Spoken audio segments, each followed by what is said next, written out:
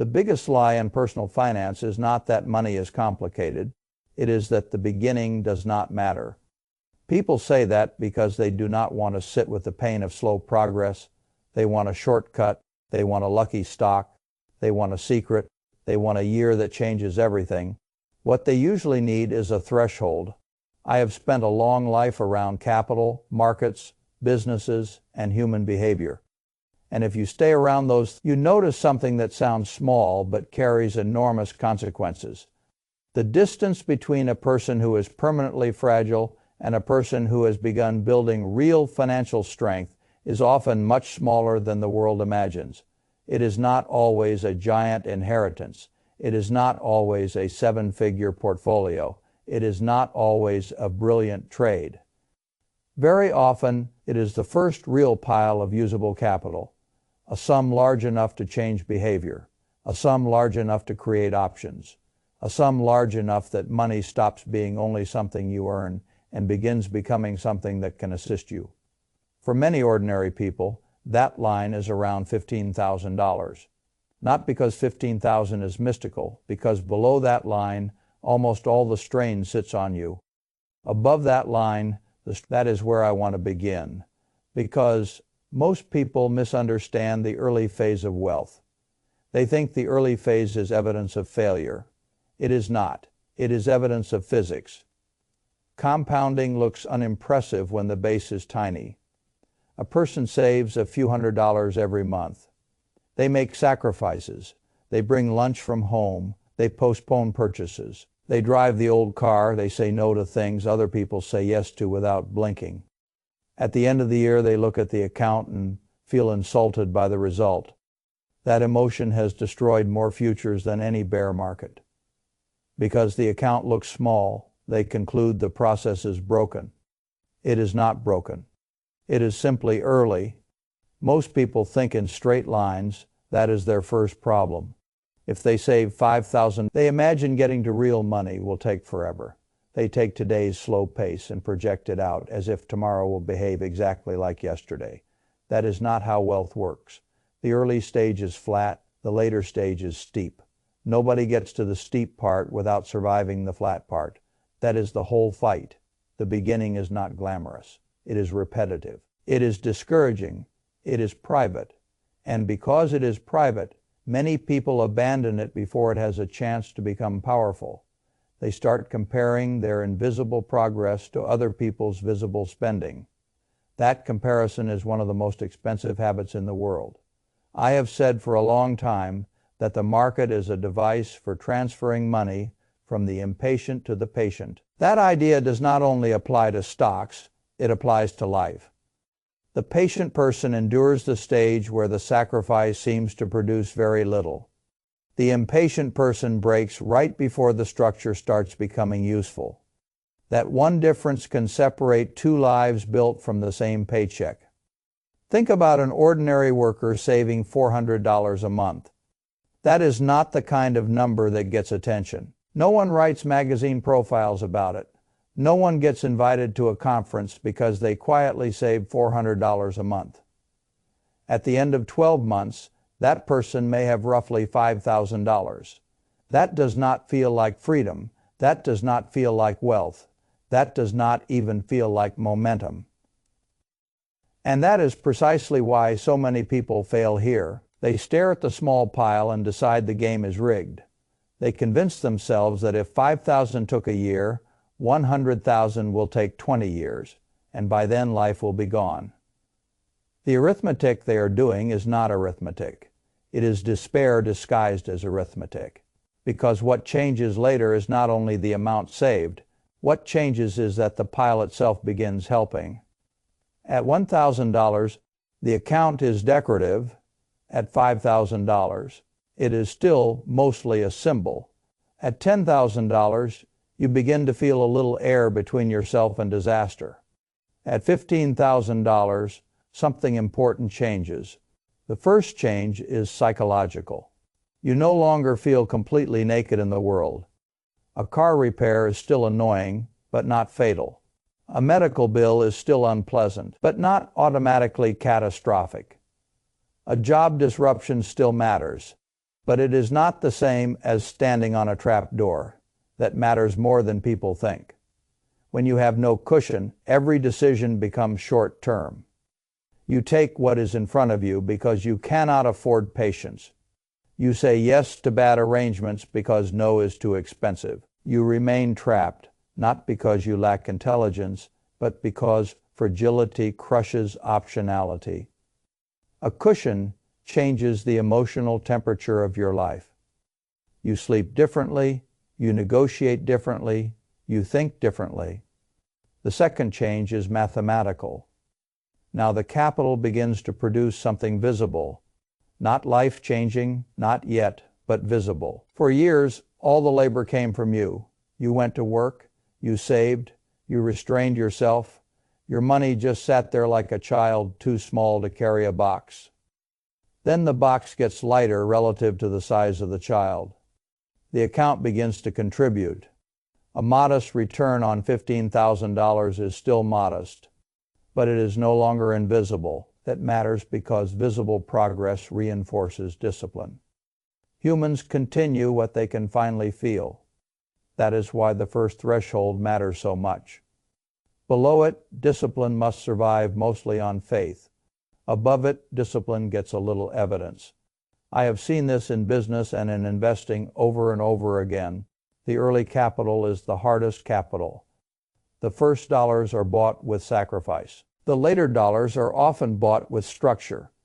People talk constantly about returns. They talk far less about the emotional burden required to reach a base large enough for returns to start helping in a meaningful way. That burden is real, and it is why I do not mock modest beginnings. I respect them. The world tends to admire visible wealth and ignore invisible restraint. That is backward. Visible wealth often comes later. Invisible restraint is what made it possible. There is another thing the first threshold does. It changes identity before a person saves real money. They often carry a quiet story about themselves. They believe they are the kind of person who never gets ahead. They believe they are always behind. They believe other people are built for stability, and they are built for scrambling. That identity is expensive. When someone finally reaches a real emergency reserve and sees actual capital with their own eyes, the story begins to crack. They are no longer guessing whether they can save. They have proof. Proof changes behavior. If you stop seeing the future exactly the way you saw it before. You stop feeling cursed. You begin seeing a path. And a path is worth a great deal to someone who has spent years feeling trapped inside emergencies. What ruins this process for most people is not a lack of math. It is a failure of temperament. The first failure is I have watched impatience destroy wonderful lives. Not because impatient people are stupid, because impatience makes them betray the process at exactly the wrong time. They do the hard part for a while. They sacrifice. They deny themselves. They behave sensibly. Then they look around and notice that other people appear to be living better. Someone is taking trips. Someone is leasing a new truck. Someone is posting pictures from restaurants and beaches and hotels. And suddenly, quiet discipline starts to feel like punishment. That feeling is fatal if you let it drive the car. The truth is simple. Many people who look rich are not rich. They are financed. They are leveraged. They are one interruption away from discovering that the appearance of comfort is not the same thing as security. You must learn to separate display from strength. Display is expensive. Strength compounds. If you confuse those two things, you will spend your future trying to purchase proof for strangers. That is an ugly trade.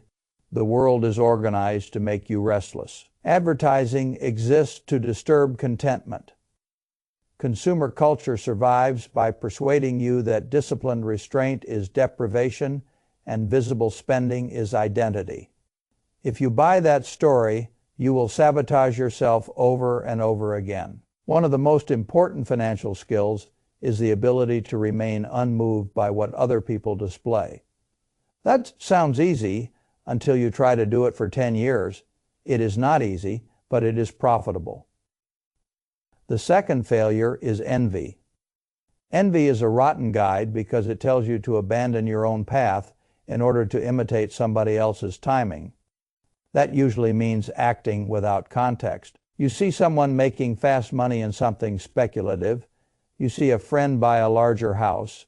You see a colleague step into a higher status life, and your perfectly sensible plan suddenly feels inadequate. So you speed up, you borrow, you speculate, you spend to prove you are not behind.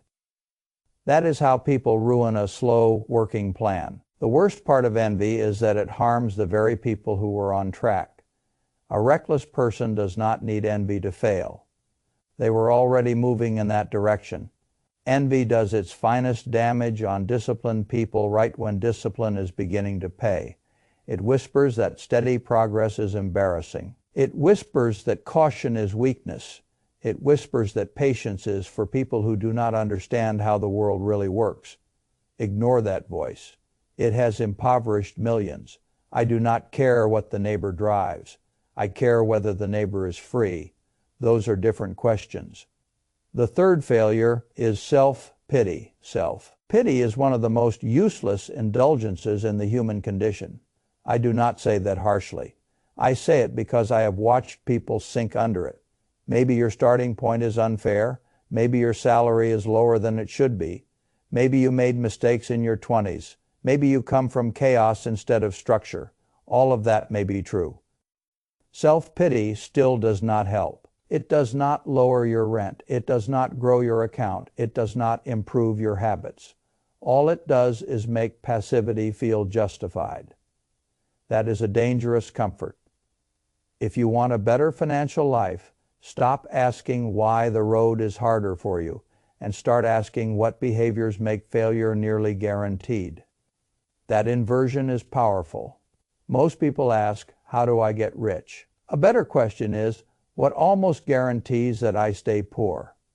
Spend everything you make, borrow for consumption, carry high interest debt, refuse to learn, choose entertainment over skill, buy status with money you do not have. Surround yourself with people who normalize financial chaos. Feel sorry for yourself until action feels pointless. Those behaviors will do the job efficiently. Once you see what causes failure, success becomes less mysterious. A great deal of advantage in life comes from consistently avoiding stupid decisions. People like the dramatic language of genius, but permanent financial strength often looks like a long series of sensible, unglamorous choices repeated without applause. Spend less than you make. Save automatically. Avoid toxic debt. Keep learning. Stay reliable. Do not chase every shiny thing. Do not interrupt a working process because somebody else seems to be moving faster. None of that is complicated. All of it is difficult, and difficulty is what makes it valuable. There is another trap that catches people right before the first threshold: leverage. Leverage is seductive because it offers speed to people who are tired of waiting. A person reaches $8,000, maybe $10,000, and becomes disgusted with slow progress. Now they want acceleration. They borrow to invest. They use margin. They take on debt because they are convinced that intelligence will outrun risk. For a little while, it may even work. That is what makes leverage so dangerous. If it failed immediately, fewer people would touch it. Instead, it often rewards arrogance just long enough to enlarge the mistake. Then conditions turn, a market falls, a job is lost, a rate resets, a property disappoints. And what was supposed to be a shortcut becomes a trap. I have seen many fortunes built carefully and then damaged by an unnecessary appetite for speed. The trouble with leverage is not only that it magnifies losses, it can remove your ability to wait. And if you lose the ability to wait, you lose one of the most important advantages available to an investor. Wealth built slowly has a hidden strength. It belongs to you. No lender can make a phone call and force you to unwind patience. That matters enormously. You do not need to get rich 4 times.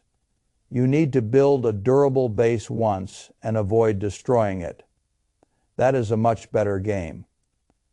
Now let us talk about earning power, because saving is only half the machine. People sometimes behave as if their income today is a permanent sentence. Usually it is not. The safest way to increase income is to become more useful. That is old-fashioned advice, because it is true. Become dependable, become skilled, learn things that are scarce, read, study, pay attention. Most people dramatically underinvest in their own competence. They want returns from the market while neglecting the return available from making themselves more valuable. Over a lifetime, that is an expensive oversight. The person who becomes a little wiser every year often outruns the person who relies on raw talent, but stops learning. Markets change, industries change, tools change. Those who keep learning give themselves more chances, and every increase in earning power makes the saving process less punishing. Save a little more. Increase your skill, earn a little more, save the increase instead of spending it all. Repeat that for a decade, and the results can look extraordinary to people who only notice the ending. But the ending was built from 1,000 quiet repetitions. I do not know any wise person who stopped learning and stayed effective for long. Reading has been one of the great engines of my life. Thinking has been another. You do not build judgment out of noise. You build it out of study, reflection, and experience. That applies to investing. It also applies to your career. If you are sitting on a modest salary, do not automatically assume modest is permanent. Permanent usually arrives when learning stops. Let me tell you something people miss about capital. Capital attracts options before you have it. Certain opportunities do not exist for you in a practical sense. You may see them, but you cannot reach them. Once you have a real base, opportunities start appearing that used to float past like things on the other side of a river. A person with no cash reserve cannot move quickly on a good business deal. They cannot handle a temporary setback without selling something. They cannot bridge a gap between jobs with dignity. They cannot buy when everyone else is frightened. They cannot negotiate from calm. Capital gives you a seat at tables that are invisible to the fragile. That is why the first threshold matters more than people think. Not because $15,000 makes you rich. It does not. Because it begins the transition from surviving to positioning. That transition changes everything. Once you have a base, the next climb is different. 30,000 feels very different from 10,000. At 30,000, your money has weight. It is still not carrying the whole load, but it is no longer ornamental. At 75,000, the shift becomes even more obvious. The account can now produce meaningful help. At 150,000, you understand something in your bones that people with no capital can only hear intellectually. Money can work, not magically, not instantly. But the tragedy is that most people never discover this because they quit before the first threshold. They give up when all the labor is still theirs. They walk away before capital has had a chance to become a partner. I want to connect this to the larger environment because context matters. We are not operating in a world of perfect simplicity. Debt is everywhere. Governments borrow heavily. Consumers borrow heavily. Businesses borrow heavily. When debt grows large enough, the system becomes fragile in a way that many ordinary savers do not fully appreciate. Late in big debt cycles, the people with capital and patience are usually in a better position than the people with no reserves and no flexibility. That does not mean you need to live in fear. It means you should respect structure. If a period of stress arrives, the person with cash and discipline becomes a buyer. The person with no reserves becomes a forced seller. That difference can shape an entire decade. You do not need millions to benefit from that truth. You need enough capital to avoid becoming desperate at the wrong moment. That is why building the first reserve is not cosmetic. It is strategic. The world can become harsher very quickly for people living on the edge. A system shock, a recession, an inflation surge, a job loss, a market decline, any of these things hit fragile households with disproportionate force. The person who has crossed the first threshold is still not invincible, but they are not defenseless either. That is a massive upgrade. Some people hear all this and assume the lesson is to obsess over the number itself. It is not. The number is useful because it marks a transition. If you are at 2,000, the message is not despair because you are far away. The message is structure your life so the 2,000 becomes 5, then 8, then 12, then 15. Do it methodically. Do it automatically. Do not depend on mood. Mood is unreliable. Systems work when motivation disappears. The people who get somewhere financially usually have systems. Money comes in. Savings happen first. Bills are handled. Waste is identified. Learning continues. Income is improved where possible. Impulse is managed. The process repeats.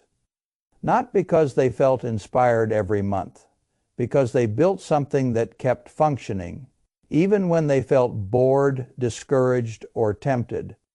That is what adults do when they want a different future. They stop waiting to feel perfect and build habits strong enough to survive imperfect days. Now, let me say what not to do after you finally cross the first threshold. Do not celebrate by inflating your lifestyle. That mistake has swallowed countless people right when they started making progress. They reached the point where breathing gets easier and immediately raise their spending to match the relief. That is like climbing out of a hole and deciding to decorate the shovel. Keep your expenses steady longer than feels necessary. Let the base widen. Give compounding room. Do not rush to look successful. Being financially stronger and looking financially stronger are often enemies in the early years. Choose the first one. Do not fall in love with complexity either. The financial industry often earns more from your confusion than from your clarity. Complexity is not always sophistication.